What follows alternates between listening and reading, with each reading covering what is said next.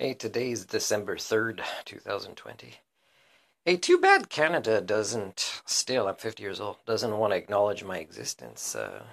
As an independent scientist, so an uncompromised scientist, who also, when I was younger, had private investigator licenses in Quebec and Ontario, when I caught shoplifters and things like that. So, I developed through training and experience and just fine-tuning what I thought was a great thing to have, observation skills, is you add the investigator skills and you add the researcher skills that I developed, developing my own theories on human domestication syndromes and being a university candidate at higher levels, and also tutoring others at universities, and also helping PhD people to do the right researches online, is I've developed some pretty good data collecting skills. I was telling somebody in a job interview the other day that really wanted to hire me, but she said, "Oh, you have to work with me and rewrite your CV." And I said, "Well, it's not a CV, it's a resume, and there's a difference. My CV would be 12 pages. My resume, I get complaints if it's just one page." So she said, "Well," I said, "Well, it sounds like you want me to, find a way to put a cube, in a circular space, but then when I reach the HR level, so they can interview me after you, the principal, is that they're still going to get a critical thinking person, right? They're going to get somebody who does not compromise doing the right thing and does not compromise putting children first."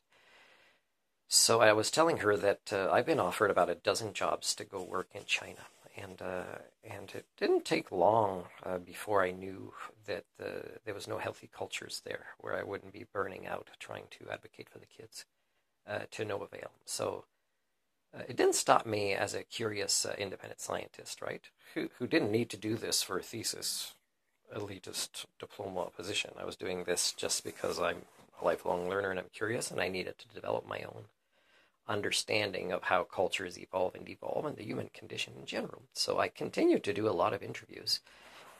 And in a lot of these interviews, I ended up being a counselor. Sometimes there was follow-ups that weren't required with the interviewers, the recruiters, who had to meet quotas and who were as, dysfunctional in their approach as, used car salesmen or new car salesmen like we have here in Canada or pretty much anywhere. And when they were still talking to me sometimes, like, they don't want to hang up on their counselor, and they would go to meetings with the phone in their lap. And I don't speak Chinese, but I'm pretty sure with these recordings that I did, including some where immigration police were, with their attitude, giving them instructions around the school on how to do things. I'm pretty sure that if somebody translates the Mandarin, or I don't think it was Cantonese, is that it would it would pretty much provide evidence that there's a lot of human trafficking in foreigners going to work in China, and there's a lot of ways that there's compromise and security through these cultures. And it's too bad Canada doesn't acknowledge my existence as a professional of any kind, because I think in this particular time, especially, I think is they would be happy to get these. And of course, people leaving China or leaving any place where they're hoping, it's a syndrome of hoping the grass is greener on the other side when the human condition is universally the same, right? Because we don't acknowledge the truth of it, which is the first step before we work on improving it.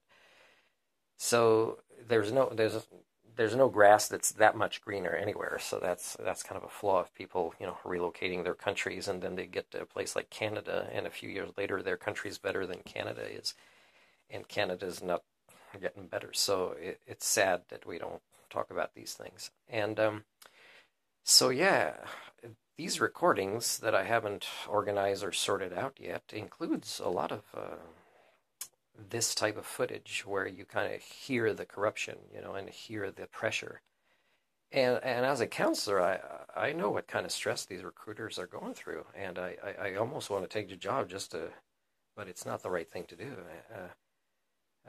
To take on miseries in my own life just to help somebody temporarily because they're so stuck in what's toxic over there, just like over here is they will not deviate, right? And I've experienced that firsthand in South Korea as well. people that are thinking, oh no, we just need you to do this, this, and this. And I'm saying, well, that's not the right things for the kids. It sounds like you just want to steal my identity to apply for funding and say things that I don't agree with when you apply for this funding using my, the information I sent you, but not getting my permission or even letting me know where you're including it. So South Korea, thank you very much. You screwed up the chances of your children working with me there, and they wanted to. They're not that screwed up when they were younger. So, and same thing in Canada. So, anyways, it's too bad that I'm an independent, that nobody wants to make use of the Doctor of Humanics, a professor of socio-cybernetics, a culture repair, the ecocentric humanist, and an independent, therefore uncompromised scientist.